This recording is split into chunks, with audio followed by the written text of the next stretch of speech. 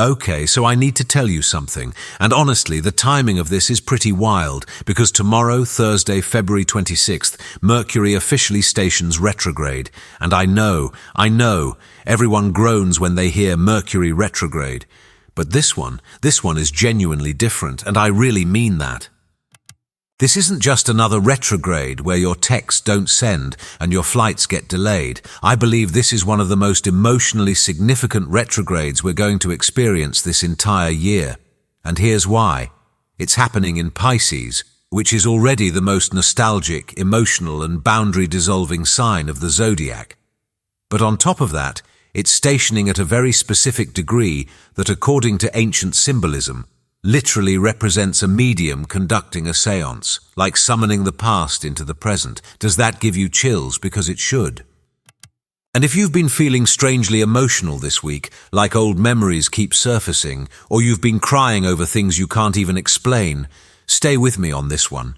There's a very specific astrological reason that's happening, and I'm going to break it down for you later in this video.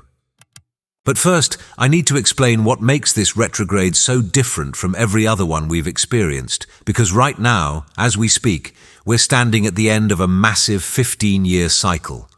And this retrograde?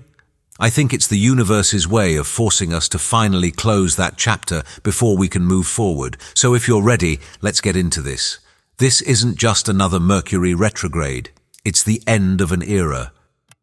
Here's the thing most people don't realize. Mercury goes retrograde 3 to 4 times every single year. It's a regular occurrence. But this specific retrograde, the one starting tomorrow, is landing at the tail end of something much, much bigger. Back in April 2011, over 15 years ago, the planet Neptune entered the sign of Pisces, and for those 15 years, Neptune has been dissolving boundaries, heightening our spiritual awareness, and honestly, completely blurring the line between what's real and what's fantasy. This has been the era of spiritual awakening for so many people, but it's also been the era of illusion, escapism, and codependent relationships where we lost ourselves completely in other people. And here's what just happened. On February 13th, Saturn left Pisces and entered Aries. Then, just a week ago, on February 20th, Saturn and Neptune met at the very first degree of Aries. This is called the Aries point, and it's basically the cosmic reset button for the entire zodiac. That meeting ended the Neptune-in-Pisces era, like officially closed it. So when Mercury stations retrograde tomorrow in the final degrees of Pisces, it's not random. I really believe it's the universe giving us one last chance to review everything we experienced over the last 15 years. To look back at the relationships we lost ourselves in, the dreams we chased that turned out to be illusions, the boundaries we dissolved in the name of love or spirituality, all of it. This retrograde is asking you, what did you learn? Where did you give too much? What parts of that era do you need to finally let go of? And honestly, this is where it gets really interesting for me, because I think the way the universe is going to help you answer those questions is by literally bringing people from your past back into your life. And I'm going to explain exactly why that's happening. The medium and the seance, why the past is materializing right now. Okay, so Mercury is stationing retrograde at 22 degrees and 33 minutes of Pisces, and in this esoteric system called Sabian symbols, where every single degree of the zodiac has a specific meaning, you round up to the next whole degree. So that makes this the 23rd degree of Pisces. And the symbol for that degree, it's literally described as a materializing medium giving a seance. I mean, how perfect is that? A medium is someone who channels the past, right? They act as a bridge between what was and what is. They bring spirits into the room. And that's exactly what this retrograde is doing. It's summoning your past, the people, the feelings, the unfinished conversations, the things you thought you were over. But here's the part I think is so important to understand, and this was a big realization for me. Just because something from the past shows up doesn't mean it's meant to stay. The whole point of a seance isn't to bring the dead back to life permanently. It's to get closure, to say what was left unsaid, to understand what you couldn't understand before, to finally let go. And that's what I think this retrograde is offering you. Not a second chance at the relationship that broke your heart, not a reunion with the person who wasn't ready, but closure, real, deep, emotional closure, the kind that lets you finally move forward without carrying that weight anymore. Why you're already feeling this before Mercury even stations. So here's something I've been noticing, and I've been feeling this myself too. You don't have to wait until tomorrow for this energy to kick in. It's already happening. Have you noticed that? Maybe you've been thinking about people you haven't thought about in years. Maybe you've been scrolling through old photos, or old text conversations have been popping into your mind out of nowhere. Maybe you've even already heard from someone from your past this week. If that's you, you're not imagining this. The energy of a retrograde doesn't just turn on the second Mercury stations, it builds, and we've been in what astrologers call the shadow period for weeks now. But the intensity really started ramping up after that solar eclipse we had on February 17th. That eclipse shook things loose, it destabilized old patterns, and now, as Mercury slows down and prepares to turn backward, all of that loosened emotional debris is starting to surface.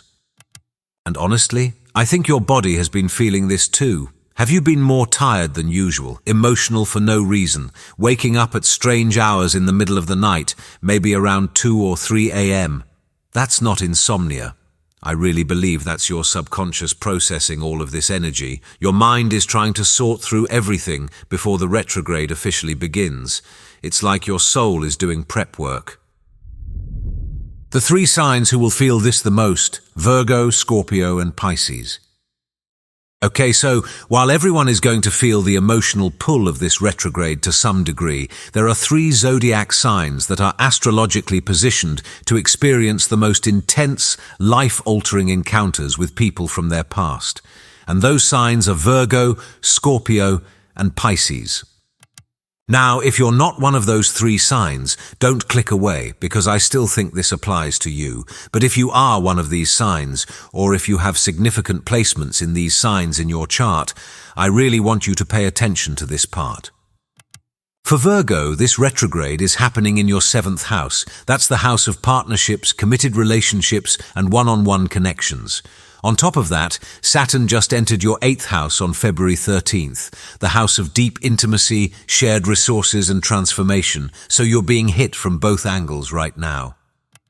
I think what's happening for Virgo is this: you're about to come face to face with someone from your past as a final cosmic test. And I don't say that to scare you, but here's the thing. Virgo, you've been through it. You've been tested relationally over the last few years in ways that were honestly brutal, and I think this person showing up now isn't about getting back together. It's about you proving to yourself that you've evolved, that you're not going to settle anymore, that you can see through the illusion this time. This person is going to show you exactly who they still are, and your job is to recognize that and walk away with your standards intact. Does that resonate? For Scorpio, the retrograde is activating your 5th house, the house of romance, pleasure, joy, and creative expression. And here's what's interesting about that. You're not going to be sitting at home obsessing over this person. I think you're going to run into them when you're out living your life, maybe at a social event, maybe somewhere you go to have fun. It's going to feel sudden and organic. And the reason this person is coming back isn't to rekindle the romance. I believe it's to strip away the mystery. Scorpio, you have a tendency to hold on to the what-ifs of past relationships. You replay conversations. You analyze what went wrong. And I think this encounter is going to give you absolute clarity. You're going to see the truth of what that relationship actually was, not what you wanted it to be. And once you have that truth, you can finally let it go. You can finally stop carrying it. For Pisces, this is the most personal of all 3. The retrograde is happening entirely in your 1st house, the house of self, identity, and physical body. This is about you. And here's the beautiful part. Saturn just left your sign on February 13th. After years of heavy restriction, pressure, and lessons, that weight is finally lifting. You're stepping into a new version of yourself. And I think right around now, maybe even right after Valentine's Day, someone from your past is going to resurface, and this time you're going to see them clearly. Because all those boundaries you learned to set while Saturn was in your sign, all that inner work you did, it's going to allow you to recognize their patterns immediately. The codependency, the lack of reciprocity, the way they only show up when it's convenient for them. This isn't about you being cold or bitter. I think this is about you finally valuing yourself enough to not accept crumbs anymore. And that's an upgrade, Pisces. That's evolution. This is closure energy, not commitment energy. Please hear me on this. Okay, I need to be really clear about something because this is where people get tripped up during Pisces retrogrades, when that text comes through, when you run into them at the coffee shop, when they show up in your DMs after months or years of silence. It's going to feel intoxicating. It's going to feel like fate. It's going to feel like maybe, just maybe, this time it could work.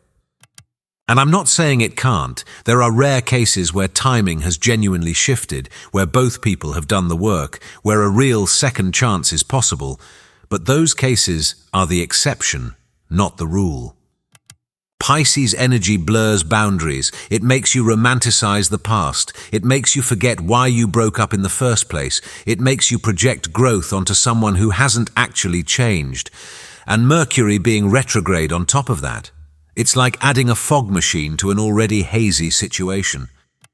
So here's what I really want you to remember. This is closure energy, not commitment energy. The universe is giving you a chance to have the conversation you never got to have, to express the hurt you've been carrying, to forgive yourself for whatever you think you did wrong, to see them one more time and recognize that you've outgrown them. That's the gift, not the relationship coming back, the closure, the peace, the ability to finally let go and move forward without regret. The pressure cooker, Mars square Uranus on February 27th. And here's where things get even more intense, because the day after Mercury stations retrograde, on February 27th, we have Mars in Aquarius forming an exact square to Uranus in Taurus. And this aspect, it's volatile, it's explosive.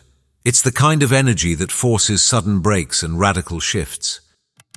Mars is action, impulse, and severance. Uranus is shock, revolution, and liberation. When these two clash in a square, something has to give.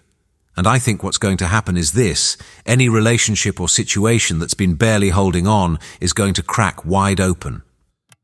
If there's been tension that you've been avoiding, this aspect is going to bring it to the surface. If there's been a truth you've been too scared to admit, this energy is going to force it out. And honestly, I think that's exactly what needs to happen before the retrograde can do its work. Because you can't get closure if you're still pretending everything is fine. You can't heal if you're still avoiding the conversation. This Mars-Uranus square is the disruption that clears the air. It's uncomfortable, yes, but it's necessary. The fated realignment, Sun conjunct North Node. Now, less than an hour after that Mars-Uranus square peaks, we have the Sun perfectly conjunct the North Node in Pisces, and this, to me, is where the whole story shifts. The North Node represents your soul's path forward, your evolutionary destiny, and when the Sun, your core identity, your life force, merges with the North Node, it's like the universe is saying, this is where you're meant to go, this is who you're becoming. So while Mars and Uranus are creating chaos and disruption, the Sun and North Node are providing direction. They're showing you that all of this, the breakdowns, the uncomfortable conversations, the people leaving your life, it's all realigning you with your true path. And I think that's the key to navigating this whole period, because it's not just about what's ending, it's about what's opening up, what you're being guided toward, the version of yourself you're becoming. This is a fated signature. The people who show up in your life right now and the people who leave, they're part of your destiny. They're either here to help you close a chapter, or they're here to walk with you into the next one. Trust that the universe knows what it's doing. The heart-mind integration, Mercury conjunct Venus on February 28th. And then, on February 28th, we get what I think is the most beautiful aspect of this whole sequence. Mercury, now retrograde, meets Venus at 22 degrees Pisces. And this conjunction hasn't happened in Pisces since 2018, so it's rare, and it's significant. Venus represents love, connection, values, and self-worth. Mercury represents the mind and communication, and when they come together in Pisces, the sign of compassion, empathy, and unconditional love, it creates this really tender, vulnerable space for emotional processing. This is the aspect that allows you to have the hard conversations with softness, to review your relationship history without judgment, to hold space for your past self and all the choices you made, even if you wish you'd done things differently. And here's what I think is so powerful about this. The reconciliation happening here is mostly internal. Yes, you might have an actual conversation with someone from your past during this time, but the real healing, it's happening inside of you. It's you forgiving yourself. It's you releasing the shame or guilt you've been carrying. It's you recognizing that you did the best you could with the awareness you had at the time. This Mercury-Venus conjunction is giving you permission to be gentle with yourself, to honor your heart, to trust that closure doesn't have to be harsh or cold. It can be compassionate and still be final. How to navigate this energy without getting lost in it? Okay, so if all of this sounds overwhelming, I get it. This is a lot of intense energy happening in a very short window of time. But here's the thing, you don't have to white-knuckle your way through this. There are ways to navigate this retrograde that actually help you grow instead of just survive. First, slow down. I know that sounds simple, but I mean it. This is not the time to make big decisions quickly. This is not the time to sign contracts or make commitments. Mercury Retrograde is a cosmic pause button. It's asking you to review, reflect, and process before you move forward. If someone from your past reaches out, don't feel like you have to respond immediately. Sit with it. Feel your body's response. Notice if you feel excited or anxious. Notice if you feel curious or drained. Your body knows the truth even when your mind wants to romanticize. Second, journal. I cannot stress this enough. Write down what you're feeling. Write down what you're remembering. Write down what you wish you could say to that person if you had the chance. You don't have to send it. You don't have to share it with anyone. But getting it out of your head and onto paper is incredibly clarifying. It helps you see patterns you might have missed. Third, trust your intuition. Pisces is the most intuitive sign of the zodiac, and during this retrograde, your gut instincts are going to be sharp. If something feels off, it probably is. If you have a strong no in your body, honor it.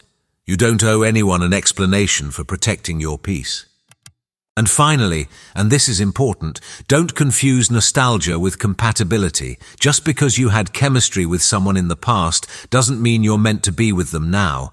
Just because they're showing up during this retrograde doesn't mean they're your soulmate. Sometimes people return to teach you that you've outgrown them, and that's okay. That's actually beautiful. The gift you didn't know you needed.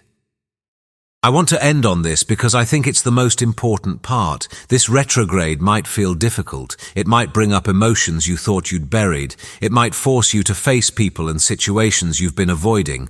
But here's what I really believe. On the other side of this, you're going to feel lighter. All of that unresolved energy you've been carrying, the what-ifs and the should-haves and the conversations you never got to finish, they're going to be cleared. You're going to have the closure you didn't even know you needed. And once that weight is lifted, you're going to be able to move forward in a way you couldn't before. Because here's the truth. You can't fully step into your future while you're still energetically tied to your past. And this retrograde is cutting those cords. It's giving you back your power. It's showing you how much you've grown and how far you've come.